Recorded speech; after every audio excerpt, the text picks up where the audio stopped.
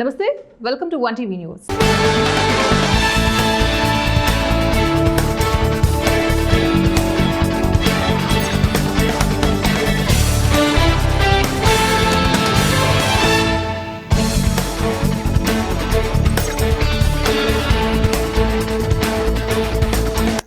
కడప జిల్లా వదివేలు పట్టణంలోని community health సెంటర్ను జిల్లా సెకండరీ హెల్త్ అధికారి హేమాదేవి ఆకస్మికంగా తనిఖీ చేశారు. కిడ్నీ సెంటర్లను పరిశీలించారు. హెల్త్ సెంటర్లోని పలు విభాగాలలో చికిత్స పొందుతున్న రోగులను, వారికి అందిస్తున్న సౌకర్యాల గురించి, వైద్యము, మందుల గురించి ఆరా తీశారు. హాస్పిటల్లో ఉన్న సమస్యలు, అవసరమైన అంశాలను హాస్పిటల్లో చర్చించారు. హాస్పిటల్ సిబ్బంది ఆరోపణపై విచారణ జరిపించి చర్యలు తీసుకుంటామని తెలిపారు. డాక్టర్స్ కొరత అంటే ఇక్కడ ఇది 50 పడకల ఆసుపత్రి కావడం వల్ల ఈ శాంక్షన్డ్ పోస్టుల్లో డిప్యూటీ సివిల్ సర్జన్, స్పెషలిస్ట్ పోస్టులు శాంక్షన్ అయి ఉన్నాయి. అవి ప్రమోషన్ మీద మాత్రమే ఫిల్ చేయబడతాయి. కాబట్టి ఇక మన ప్రభుత్వము ప్రమోషన్స్ ఇస్తానే ఉన్నారు. ప్రమోషన్కి ఎలిజిబిలిటీ ఉన్న వాళ్ళు ఇంకా లేకపోవటం వల్ల ఇవి ఫిల్ అవ్వలేదు. ఎలిజిబిలిటీ ఉన్న వాళ్ళు నెక్స్ట్ ప్రమోషన్స్లో ఎవరైనా వీటిని ఆప్ట్ చేసుకుంటే తప్పకుండా ఫిల్ చేయడం అనేది జరుగుతుంది. అప్పటి వరకు కొంతవరకు ఇక్కడ స్పెషలిస్ట్ వైద్యము, especially general medicine, paediatrics, general surgery, ఈ మూడు కూడాను డిప్యూటీ సివిల్ సర్జన్ పోస్టులు కాబట్టి ఫిల్ అవ్వటము అనేది డిపెండ్స్ ఆన్ నెక్స్ట్ ప్రమోషన్స్ అండి. తర్వాత గైనకాలజిస్ట్ సేవలు ఇంతకు గతంలో లేవు మనకి. ఇప్పుడైతే గైనకాలజిస్ట్ కూడా ఉన్నారు, కానీ ఆ మేడము కొంచెం మెటర్నిటీ లీవ్లో ఉన్నందువల్ల కొద్ది రోజులు అంతరాయం అయితే దానికి కలుగుతూ ఉంది. మేము కూడా ఏదైనా అవసరమైనప్పుడు, అవసరాన్ని బట్టి ఏదైనా పిల్లలకి జ్వరాలు అవి ఉన్నప్పుడు పక్కన సిద్ధవటం నుంచి కానీ, మైదుకూరు నుంచి కానీ డాక్టర్స్ని అప్పుడప్పుడు కొంచెం టెంపరీగా వాళ్ళని వర్క్ అలాట్మెంట్ ఇచ్చి పట్టణ అభివృద్ధిలో భాగంగా రోడ్లకు ఇరువైపులా ఉన్న ఆక్రమణలను తొలగించి రహదారి విస్తరణ కార్యక్రమాలను చేస్తున్నామని, పట్టణంలోని ప్రతి సర్కిల్ను సర్వాంగ సుందరంగా తయారు చేయాలన్న లక్ష్యంతో ముందుకు వెళ్తున్నామని, పట్టణాన్ని అభివృద్ధి చేసి చూపిస్తామని, ఇందులో ఏ ఒక్కరిని ఇబ్బంది పెట్టాలన్న ఉద్దేశం తమకు లేదని అనంతపురం జిల్లా కళ్యాణదుర్గం ఎమ్మెల్యే అమిలనేని సురేంద్రబాబు ప్రజలకు తెలిపారు. ఈ సందర్భంగా ఆయన అభివృద్ధి పనులను పరిశీలించారు. రాష్ట్ర ప్రభుత్వం అధికారికంగా భక్త కనకదాసు 538వ జయంతి వేడుకలను నిర్వహించనున్నది. ఈ సందర్భంగా కనకదాసు విగ్రహావిష్కరణ, అలాగే విగ్రహం ఏర్పాటు చేసిన సర్కిల్ కు నామకరణం చేయడానికి రాష్ట్ర విద్య, ఐటీ శాఖ మంత్రి నారా లోకేష్ కళ్యాణదుర్గం పట్టణానికి రానున్నారని తెలిపారు. ఈ సందర్భంగా ఏర్పాట్లు కూడా చురుగ్గా సాగుతున్నాయన్నారు. పట్టణ సుందరీకరణలో భాగంగా రోడ్లను ఇరువైపులా 25 నుంచి 30 మీటర్ల వరకు వెడల్పు చేస్తున్నామని, విద్యుత్ స్తంభాల మార్పు నేడు పూర్తి అవుతాయని, పట్టణంలో పలు చోట్ల స్వాగత ఏర్పాట్లు జరుగుతున్నాయని ఆయన తెలియజేశారు. 15 మీటర్లు ఉంటుంది, 30 మీటర్లు. ఈ సర్కిల్ కొన్ని చోట్ల 45 మీటర్లు కూడా R&D స్థలం ఉంది. మనతో రికార్డ్స్ కూడా ఉన్నాయి. 45 మీటర్లు కూడా కొన్ని చోట్ల మనకి ఉంది. కాబట్టి అన్ని చోట్ల ఈ రోడ్డు కూడా 30 మీటర్లు, ఈ రోడ్డు కూడా 30 మీటర్లు. ఆ రోజు మన రఘువీర్ రెడ్డి గారు చాలా గొప్ప పని చేశారు. ఈ బైపాస్ రోడ్డు వేసి ప్రజలకు ఉపయోగపడేటట్టు ఆ రోజు రఘువీర్ రెడ్డి 30 మీటర్లతో ల్యాండ్ అక్వైజిషన్ చేసి ఈ రోడ్డు, బైపాస్ రోడ్డు నిర్మించడం జరిగింది. నిజంగా ఆయన పార్టీ ఏదైనా మనము మన అభివృద్ధిలో ఒక భాగం కాబట్టి ఆయన ఎప్పుడు కూడా మనం అనుకోవాల్సిన పరిస్థితులు ఉన్నాయి. ఇది గొప్ప పని, రఘువీర్ రెడ్డి చేసిన పని. నేనైతే మనస్ఫూర్తిగా పార్టీలకు అతీతంగా ఆయన చెప్పాల్సిన అవసరం నా పైన ఎంతైనా ఉంది. కాబట్టి మీ అందరూ కూడా తెలియజేస్తాను. నేనే ముందుండే వాళ్ళ పక్షాన పోరాడతాను. ఎవ్వరు కూడా ఇది ఏది ఉన్నా గవర్నమెంట్ రోడ్డుకి ఏదైతే కేటాయించిందో ఆ స్థలాన్ని మాత్రమే మనం తొలగిస్తున్నాం, అదే తొలగించబోతున్నాం. ఇంకా కూడా ఎవరన్నా తొలగించిన వాళ్ళు ఉంటే కూడా అవి కూడా ఈ ఫంక్షన్ అయిన తర్వాత కూడా తమ అనుభవంలోని భూములకు రక్షణగా నిర్మించిన రాతి కూసాలు తొలగించిన వారిపై పోలీసులు, అధికారులు చర్యలు తీసుకోవాలని చిత్తూరు మండలం టి వేపనపల్లి గ్రామానికి చెందిన గుణశేఖర్ రెడ్డి, శంకర్ రెడ్డి విన్నవించారు. చిత్తూరు ప్రెస్ క్లబ్లో గురువారం జరిగిన విలేకరుల సమావేశంలో బాధితులు మాట్లాడారు. మా భూములకు పక్కా భూమిలో ఉన్నటువంటి పైనిరెడ్డి, శ్రీకాంత్, పరశురామ్ రెడ్డి, శ్యామమూర్తి, కిరణ్ అనే వ్యక్తులు దౌర్జన్యానికి దిగి రాతి కూసాలు తొలగించారని ఆరోపించారు. అక్రమంగా మా భూమిలోకి ప్రవేశించిన వారిపై చర్యలు తీసుకోవాలని విన్నవించారు. తర్వాత కలెక్టర్ గారికి అర్జీ ఇచ్చినాము, ఎంఆర్ఓ గారికి ఇచ్చినాము. ఎంఆర్ఓ గారు మండల సర్వే 4 సార్లు పంపించినారు. పంపించిన కొలిచిన తర్వాత రాళ్ళు పీకేసినారు వాళ్ళు. మళ్ళీ 5వ సారి ఎంఆర్ఓ గారు వచ్చినారు. ఎంఆర్ఓ గారు కొలిచి మాకు స్టేట్మెంట్ ఇదే మీ భూమి అన్నారు. దాని తర్వాత మేము పూసాలు నాటి పింఛింగ్ వేసుకున్నాము. దాన్ని ధ్వంసం 1వ తేదీ మళ్ళీ దాని మీద కేవిటి కూడా వేసినాము. 4వ తేదీ వాళ్ళు పరశురామరెడ్డి కొడుకు శ్యామూర్తి, కిరణ్, పైని, శ్రీకాంత్ వీళ్ళు వచ్చి ధ్వంసం చేసి మా పూసాలను ధ్వంసం చేసినారు. దీనికి మంగాపురం సురేష్ అని అతను నేను లీడరు, మీకేం భయపడితే మళ్ళీ కూర్చంట అని కూలిపించే వాళ్ళని నానాంశం చేసినారు సార్. ఎస్ఐ దగ్గరికి కేసు ఎత్తి ముగిస్తే ఆమె దాని గురించి పట్టించుకోలేదు. మాకు న్యాయం జరగాలి సార్, మాకు న్యాయం జరిగిపోయింది. అక్కడ పోయిన తర్వాత వీళ్ళు శ్రీకాంత్ రెడ్డి, పైన్ రెడ్డి వాళ్ళందరూ వచ్చి నేను నావలు తోలుకొని వస్తాను సార్. వచ్చి చూస్తే వాళ్ళు కొడతా ఉన్నారు. నేను అరుస్తా ఉంటే కూడా వాళ్ళు పట్టించుకోకుండా వాళ్ళ పాటుకు వాళ్ళు నరికేసి పోయినారు. నేను అక్కడనే ఉన్నాను సార్. నేను చూసిన తర్వాత నేను దగ్గరికి వచ్చే లోపల వాళ్ళు కొట్టేసి కారులో వెళ్ళిపోయినారు సార్. రాతికోసాలు కొట్టేసినారు సార్. పంచింగ్ చేసినాము, దాన్ని కొట్టేసి వాళ్ళు వెళ్ళిపోయినారు. నేను అరుస్తానే ఉన్నాను సార్. వాళ్ళు అరిస్తే కూడా పట్టించుకోలేదు. ఆ పరశురామరెడ్డి ఇంటి దగ్గరికి వచ్చి ఏం ఇట్లా చేసినావు అని అడిగితే కత్తి ఎత్తుకొని వస్తాడు సార్. నరికే దీనికి 3 సార్లు వచ్చినాడు. ఎప్పుడు చూసినా బండపూతలంతా అడుగుతాడు. ఆ మాదిరి అడిగితే ఎట్లా అని మేము అడ్డం పోతే కత్తి ఎత్తుకొని వచ్చినాడు సార్. మమ్మల్ని నరికే దీనికి 2 మనుషులు వాళ్ళ కొడుకు పెద్ద కొడుకు వచ్చి పట్టుకున్నాడు సార్. పట్టుకొని ఇంట్లోకి దోసుకొని. జర్నలిస్టులకు అందించే అక్రిడేషన్ విషయంలో అందరికీ న్యాయం చేస్తామని సోషల్ మీడియా, యూట్యూబ్ ఛానల్ జర్నలిస్టులకు కూడా అక్రిడేషన్ అందించే విషయంలో కమిటీతో చర్చించి న్యాయం చేస్తామని గృహ నిర్మాణ మరియు పౌర సంబంధాల శాఖ మంత్రి కొలుసు పార్థసారథి హామీ ఇచ్చారు. ఏలూరు జిల్లా నూజివీడిలో ఆయన మీడియా సభ్యులతో సమావేశమయ్యారు. ముఖ్యంగా జర్నలిస్టులు ఎదుర్కొంటున్న సమస్యలపై ఆయన చర్చించారు. ఈ సందర్భంగా ఆయన మాట్లాడుతూ 2014 నుంచి 2019 వరకు జర్నలిస్టులకు 22,000 అక్రిడేషన్ అప్పటి టీడీపీ ప్రభుత్వం మంజూరు చేసిందన్నారు. అయితే జగన్ ప్రభుత్వ హయాంలో వాటిని 12,000కు కుదించారని అన్నారు. కూటమి ప్రభుత్వం నిబంధనలతో కూడిన ఎక్కువ మందికి అక్రిడేషన్ కార్డులు జారీ చేసే ఉద్దేశంతో ఉన్నామన్నారు. అక్రిడేషన్స్ మంజూరు విషయంలో కొద్దిగా ఆలస్యమైనప్పటికీ జర్నలిస్టులందరికీ తగిన న్యాయం చేస్తామన్నారు. అక్రిడేషన్ కమిటీతో చర్చించి డిసెంబర్ 15లోగా విలేకరులకు అందరికీ సాధ్యమైనంత వరకు మంజూరు చేసే అవకాశం ఉంటుందని మంత్రి తెలిపారు. నిబంధనల ప్రకారం ఎక్కువ మందికి ఇవ్వాలనే ఆలోచనతో ఒక కొత్త పాలసీ తీసుకురావడంలో కొంత ఆలస్యం జరిగింది. ఎందుకంటే ఈ సోషల్ మీడియా కానివ్వండి, యూట్యూబ్ ఛానల్స్ కానివ్వండి, వీళ్ళకి ఏ విధంగా అవకాశం కల్పించాలి అనే ఆలోచనతో మేము దేశవ్యాప్తంగా ఉన్న పాలసీస్ని ఇతర రాష్ట్రాల్లో కానివ్వండి, కేంద్ర ప్రభుత్వం పాలసీని కానీ వీటన్నిటిని స్టడీ చేయటం, సో దీని మీద ఒక నిర్ణయం తీసుకుంటానికి ఆలస్యం జరిగింది. సో ఇటీవల ఒక నెల 15 రోజుల క్రితం మన కేబినెట్ ఆమోదం కూడా అక్రిడేషన్ పాలసీకి ఆమోదం తెలిపింది. ఇప్పుడు ఆల్రెడీ కమిటీస్ వేయబోతున్నాం. నాకు తెలిసి ఈ నెలాఖరికి కానీ వచ్చే నెల 15 కల్లా మేము అక్రిడేషన్ కార్డ్స్ జారీ చేస్తామని చెప్పేసి నేను మనవి చేస్తాను.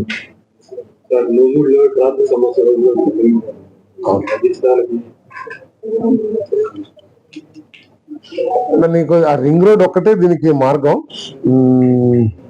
ఎక్కడన్నా పార్కింగ్ స్థలాలను కూడా మనం ఐడెంటిఫై చేసి పార్కింగ్ స్థలాలు ఏర్పాటు చేస్తే కూడా కొంత తగ్గుతుంది.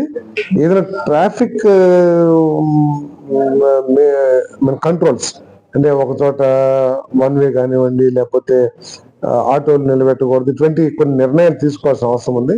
నేను ఎస్పీ గారితో మద్యం సేవించి వాహనాలు నడిపితే ప్రమాదాలు సంభవిస్తాయని పోలీసు యంత్రాంగం అవగాహన కల్పించిన అనేక మంది ప్రజల్లో మార్పు రావటం లేదని మల్కాజ్గిరి ట్రాఫిక్ ఇన్స్పెక్టర్ నరసింహ అన్నారు. మల్కాజ్గిరి పోలీస్ స్టేషన్ పరిధిలో గురువారం రాత్రి డ్రంక్ అండ్ డ్రైవ్ తనిఖీ నిర్వహించారు. ఈ తనిఖీలలో 7 ద్విచక్ర వాహనాలను, 2 ఆటోలను సీజ్ చేసి పోలీస్ స్టేషన్కు తరలించారు.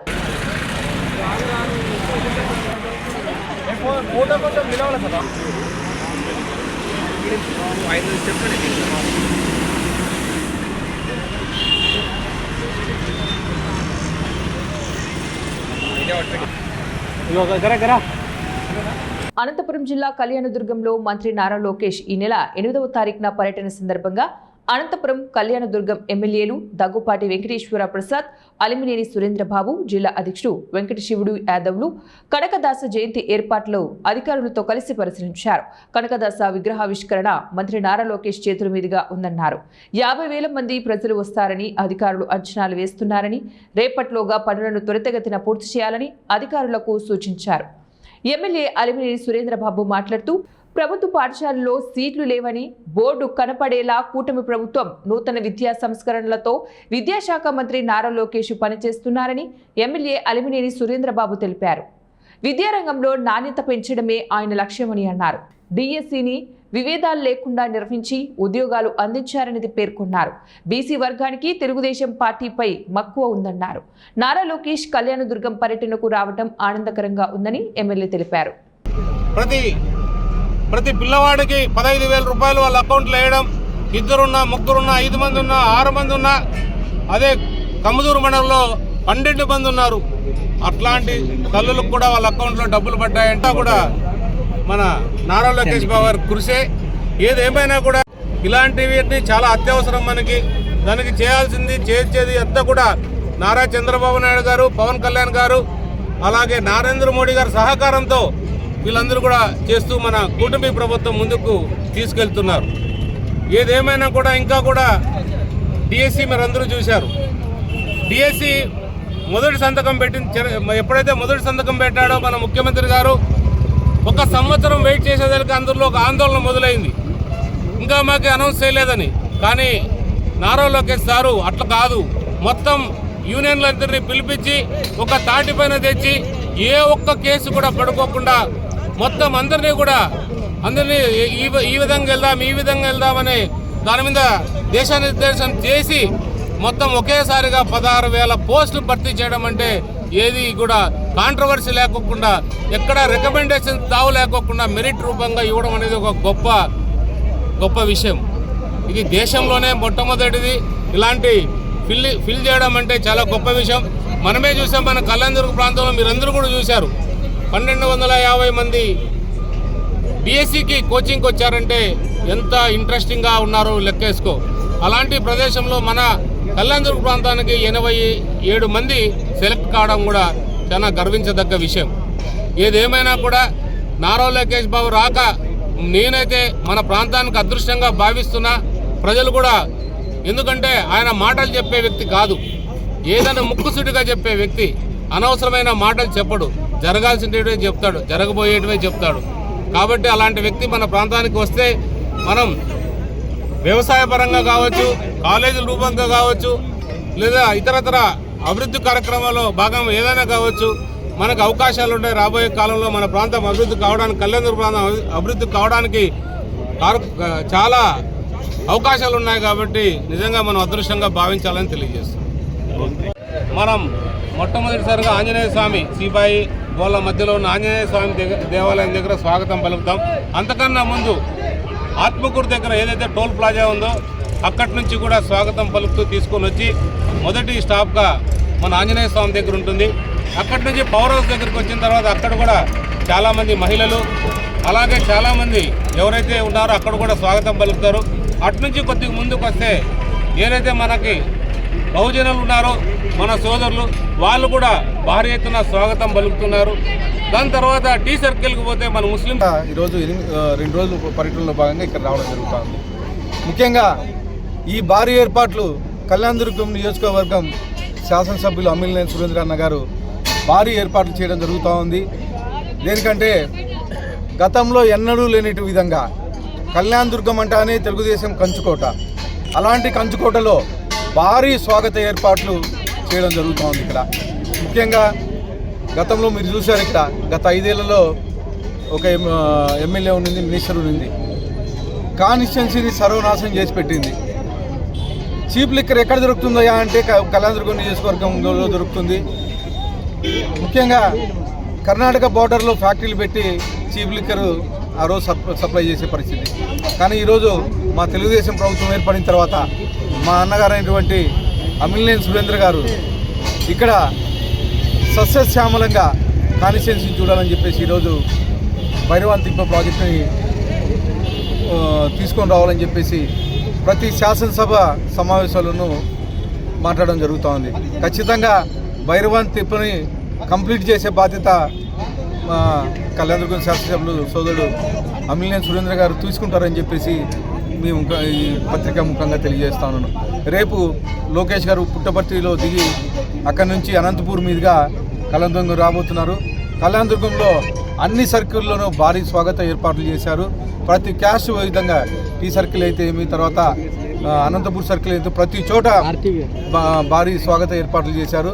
ముఖ్యంగా బడుగు బలహీన వర్గాలు కళ్యాణదుర్గంలో ఎక్కువ. ప్రతి ఒక్కరూ నారా లోకేష్ గారి కోసం ఎదురు చూస్తున్నారు.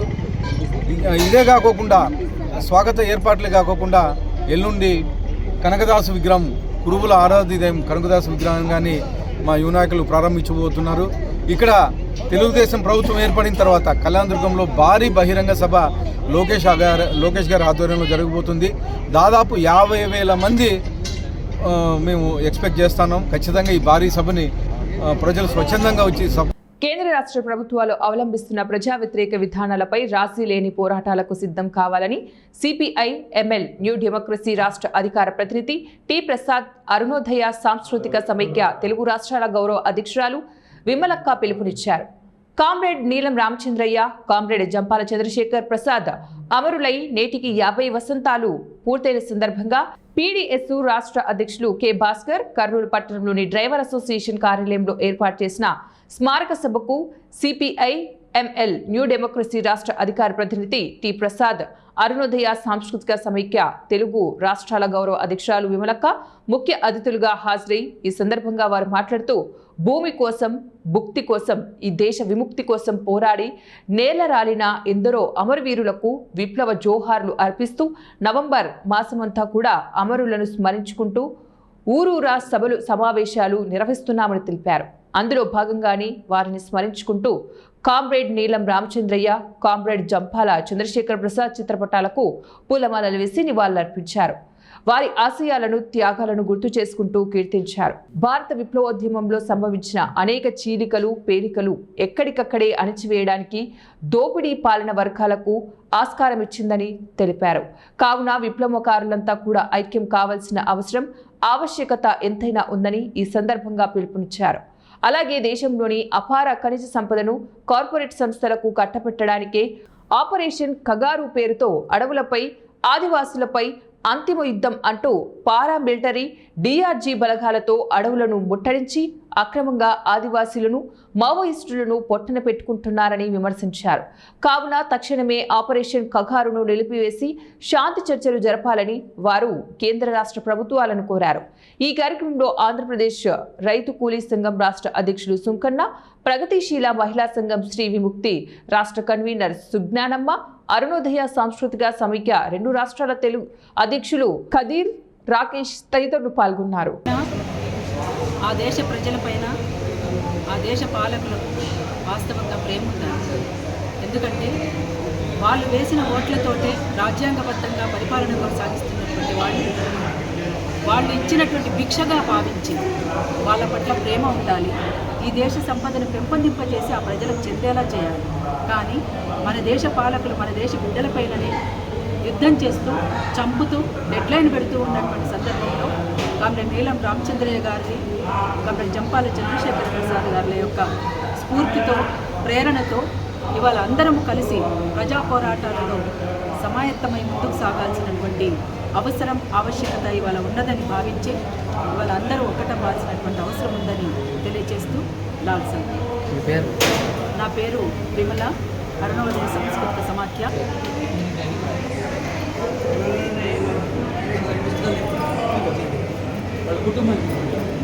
భారతదేశ ప్రజల స్వేచ్ఛ స్వాతంత్రాలపై, హక్కులపై, జీవన పరిస్థితులపై విదేశీ సామ్రాజ్యవాదుల నుంచి ట్రంప్తో సహా భారతదేశంలో ఆదాని, అంబానీ లాంటి బడా కార్పొరేట్లతో సహా సమైక్యంగా కట్టగట్టుకుని దాడి చేస్తున్న కాలంలో మన పిల్లల్ని ట్రంప్ లాంటి ప్రభుత్వాలు యూరోప్ అమెరికా నుంచి గింటి వేస్తున్న కాలంలో, ఉద్యోగాలు దొరకని పరిస్థితుల్లో, నిరుద్యోగ సమస్య పెరిగిన కాలంలో, ద్రవ్యోల్బణం అధిక ధరలు బాగా పెరుగుతున్న కాలంలో ఒక విప్లవోద్యమాన్ని తీవ్రతరం చేయాల్సిన అవసరం ఉంది.